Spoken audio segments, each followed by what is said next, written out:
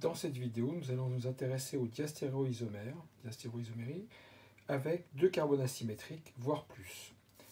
Alors voici une molécule, enfin une symbolisation d'une molécule avec deux carbones asymétriques. Donc vous voyez, chaque carbone est relié à 4 groupements différents.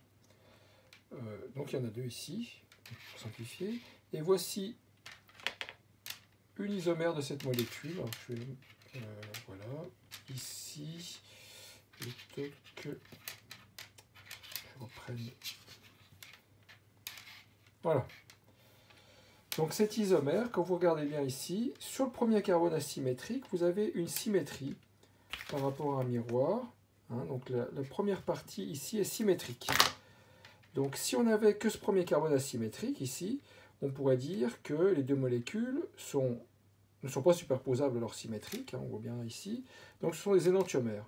Or, si on regarde le deuxième carbone ici asymétrique, on se rend compte qu'ici, il n'y a pas de symétrie. C'est superposable et il n'y a pas de symétrie. Donc, on ne peut pas dire que les deux molécules sont symétriques par rapport à un miroir, puisque le deuxième carbone n'est pas symétrique.